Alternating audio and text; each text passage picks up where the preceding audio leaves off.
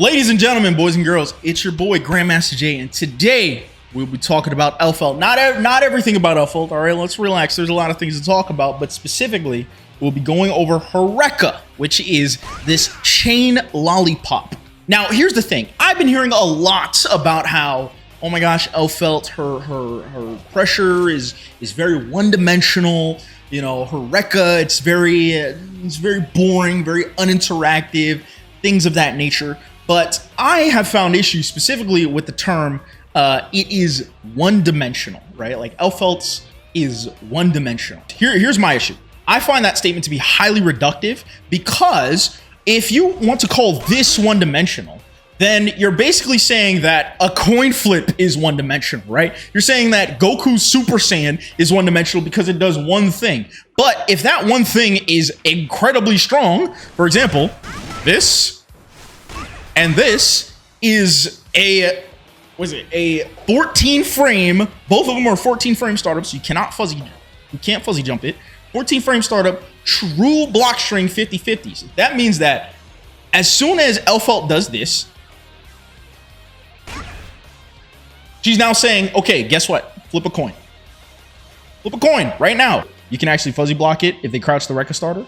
Isn't it like a one frame fuzzy though? But also, that also doesn't matter because you can delay the low or the high and alternate the timing. Even though you can theoretically fuzzy it, the timing is 2 frames and she can alternate the timing, but then you can throw it if she delays it too much, but then she can anti-throw your throw. Okay, so let's talk about what this thing does, right? So essentially, when she goes into chain lollipop, she has a 14 frame high and a 14 frame low, right? Both of which can go into another high or, you know, a double low or like alternate between the two. You guys get it. But it also goes into a safe ender, right? Now this ender puts her at -5 and also pushed her back a fair amount. Now, let's see what happens if this guy tries to take his turn right after I do that. Oh, wow, look at that. She is now at a space trap where the only real plausible thing for the opponent to do is a far slash, and she recovers enough to actually 6p the far slash.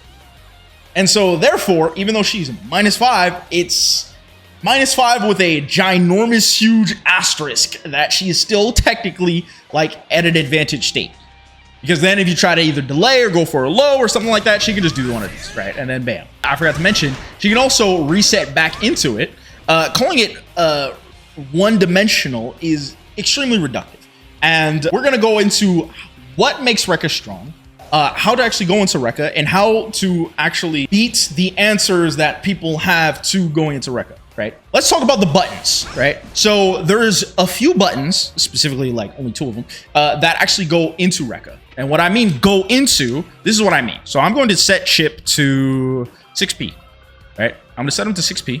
If I do anything that does not truly go into Rekka, in big quotes here, then he'll be able to 6p me. Now, gunshots go into Rekka is a frame trap, and 6H into Rekka is a frame trap. Wild Assault is a true block string into Rekka, but we're going to get into that later. People in this matchup, because Elphelt's been around for quite a long time, so people have already kind of come to realize that if I'm going to be doing moves that are pretty obvious, for example, if I do sweep into Rekka, that's pretty obvious, so people might be mashing here. Actually, not only that, they can also just match 5p. Chip's 5p is like 3 frames, which is why I added him here. But if I do this, they can just jab it. Just for show, he still can't jab these two, right? But these like 2H and 2D and sweep are very, very obvious like starters into Rekka that are unsafe. Mostly because like, you know, people like doing far normal into 2D into that, right? To kind of maintain their pressure. So you're going to face a lot of adversity there. Now, buttons that might not be that obvious, right? Just for the sake of brevity, right?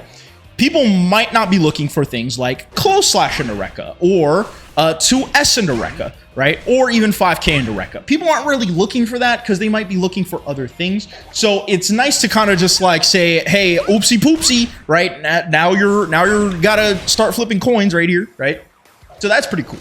All that being said, right? If your opponent catches on to you starting to do all these little cheeky things, they can still do things like either 5P or whatever, right? 5P or more specifically 6P. A lot of people are going to 6P because even some 5-frame normals are not great or characters can't really do that. I'm just using Chip because Chip has a 3-frame normal. So people are going to do this. Now, how do you stop? Here's the question. How do you stop people from 6Ping you? Now, your options, especially, say for example, hey Josh, look, I'm an Elphelt player. I like to go into 2S or 2H a lot, right? Or I find myself going into to sweep, and I don't really know what else to do, right? I don't really know what else to do other than Rekka, and then people start beating it. What do I do? Right? So you have a few options. Honestly, realistically, you only have like 2 options. Actually, you have 3 options, right? So number 1 is do nothing. Do nothing. You can block it. Some characters, and when I say some, I mean very few characters, you can like press a button there, or you can 6P them back and try to play this weird game, right? Or like if you're really cool, you can super them because you're such a fudging Chad, right? But realistically, do nothing and you can block it and you're just fine. Another thing you can do is you can do grenade. So Elphelt's grenade is extremely good, right? It is very good in this situation because characters can't really do anything about it, right? Like, she goes at such a weird angle, especially after 2S, or 2H, sorry. She goes at such a high and forward angle that most 6Ps, especially if you're mashing out 6P, don't really work. Here's what people might start trying to do. So people might start trying to throw you, right? They might start trying to air throw you because you're doing a lot of freaking sweep into grenade, right? So that's kind of the answer to that. But then we go back to Exhibit A, is that you do this into nothing, and all of a sudden you're able to punish them, right? So it's kind of this funky game of like, will I, won't I? And now for the forbidden tech. Your opponent's been 6Ping you all day long, right? And you're like, okay, I can go into grenade, but maybe they've been contesting grenade like better, right? Maybe they've been like kind of covering both options pretty well. Like, what else can I do, Josh? They've just been choosing to disengage and not have to deal with it altogether. What can I really do? So I bring you to the forbidden tech. White Wild Assault, baby. Yes, sir. You hit White Wild Assault. Now, I think this does not apply to... I'm just going to have him press 5K because I think 5K is 3 frames. I could be wrong. Or maybe 2P. I think this still does not win against characters mashing jab. But I think the timing varies based on which jab it is, and also which thing it is, right? So as you can see, I'm pressing 2H into White Wild Assault. It beats it clean.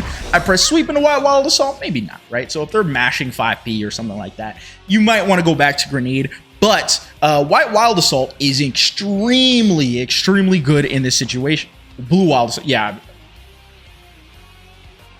Blue Wild Assault. Blue Wild Assault, pardon thy French, is extremely good in this situation because not only does it stuff out their options, on block you're actually in an extremely advantageous state. So say you're Elphelt, right? And you do one of these, right? Or you do one of these. Very, very, very common block string. Very common, right? There's a gap here, whatever. It's not important. But after this, you don't really have that many options, right? You really, really, really want to go into Rekka because you really have meter and you want to make them explode. So if you go into White Wild Assault, this jails. What I mean by jail is they cannot do anything. They cannot interact with it at all, right? Like they cannot mash, they cannot throw you, they cannot do anything. It just straight up jails. That's it, right? And also, it also jails into 6H. So if you have 2 options. You have 2 options here. You can do this into 6H, right? The reason why you might want to go into 6H into Rekka is because if they end up getting hit, right? Say, for example, they get hit by the frame trap, right? We're just gonna have the little old Joe Schmo here. Then you actually get extremely good reward off of pressing 6H, right? As opposed to if you just do Rekka, you don't get that much reward. You get some reward, right? Like you get that, which is pretty good. But you get a very good reward off 6H. And that's very easy to confirm it's a grenade, right? Like you just know, okay, whatever, I'm going into grenade here. So fantastic. But regardless, whatever option you want to choose, you're at such a better advantage state. You can also do something like this. Oopsie. You can also do something like this, which makes it very good for like when you're in the corner. Like I like doing this in the corner. Whoopsie. In order to actually be in a situation where I can do whatever the frick I want, right? What can your opponent do against Blue Wild Assault? Now that's the question, right? Well, they got a few answers. As I mentioned before, Chip is a very, very special case, as he always is, where he can do one of three things, or anybody can really do one of three things, right? So Chip in particular, and I think also Soul, can jab out of it, right? Straight up can jab out of it. It's 3 frames. What can you do? That's life, right? That's just how the cookie crumbles. I think that he might be able to do it off of all of them. Yeah, he can just do it off of all of them, straight up, right? Also, if your opponent has a DP, they can just DP through it, right? Makes sense. Makes sense to me. That, you know, I get it. I don't know if this is going to work. Yeah, okay. So here's the thing. You can backdash it, but the backdash timing has to be slightly delayed to fully get out of it. So usually this kind of happens if you try to backdash it. Hey, goodbye. If you're going to react to the backdash like a cracked little gremlin. Yeah, no. It's hard to react to it. But you see the point, right? If... Oh, wait, hey. You're going straight into Rekka. That's pretty good. Those are their 3 options. They can either have a 3-frame normal, limited to only, like, what, 2 characters, DP, or backdash. Which then brings us all the way back to Exhibit A. Right? If Brody over here wants to DP... then, you know, let him do so. He is more than happy to, man. Listen, you're more than happy to DP, brother. You're more than happy to do that. If he wants to 5P or uses 3-frame normal. Oh my gosh, that actually punishes? Holy frick. Hey, it whiffs. Yeah, well. If he wants to use 3-frame normal, just do that. And it punishes too, so you can actually get a combo too. So now we go back to the other exhibits, right? And I didn't even talk about Rekka. I didn't talk about Rekka. I just talked into how to get into Rekka. But Rekka is also pretty self-explanatory because let's be honest, if you motherflipping, if I hit you with one of these, say you don't block your dome, right? My Elphelt combos are a little messy right now. There we go. You don't want to watch your dome. You took 50%, brother. I mean, again, against other characters, it's like 40% or something like that. But like, yeah, like still straight up, man. And also, if I see you get hit by this, I'm gonna just go back into it because honestly, this is pretty easy to react to them getting hit. And I got a low option. It's like I don't have to explain, like straight up, I don't have to explain why Rekka is good. Right? But cashing out into Rekka, I don't have to explain why it's good. I just have to explain why the concept of it is good. Because if Elphelt gets in your face, she's in your face, she threatens with Rekka. Just the threat alone makes her such an obnoxious threat. Because now she mixes up Wild Assault and this and doing nothing. So she can do this, she can do this, and now she can do this. Right? Because now you're scared of the other options, or she can just do this and let you kill yourself, right? Like it's pretty good, man. It's pretty good. I feel like it's getting downplayed a little bit, just a little bit. While I do believe that Elphelt does have some weaknesses, right? Let's not get it twisted. These buttons are kind of butt cheeks. I mean, this one's pretty good. This one is actually better than this one because I call it a stop sign normal, but that's beside the point, right? While I think that Elphelt does have weaknesses. I don't think Rekka is one. I also don't think it really needs to be reworked. I also think that balancing Elphelt is quite a slippery slope, because say you do make these buttons faster, you might have a Sin situation, right?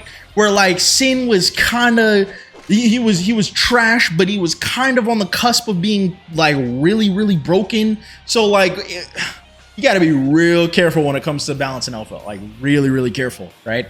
It's quite a thin thread, because I feel like she is one nudge away from being broken. Yeah, like right now we're already seeing some online success with Elphelt, right? There's a lot of players that are winning tournaments with her. Not a lot of players, but there's a few handful of players that are starting to win tournaments with her. Online tournaments, of course, but still, like online tournaments against really good players, man. So I feel like all it takes is just one dedicated Elphelt main to just come out of the woodworks, beat everybody up. All of a sudden, everybody thinks Elphelt's mad good. I don't know. But right now, Tempest is winning everything, so we just think that Leo's good. Next time, I might go over her. Not I might. Next time, I'm gonna go over her command grab super, because I didn't even mention this thing, man. Like this is also just like such a good part of her kit that completely gets overlooked. And I get it. It's a little difficult to use, but I mean, you can also just do this, right? LOL. But yeah, so that's for next video. Thank you guys for checking this one out. Appreciate y'all, and I'll see you in the next one. Peace.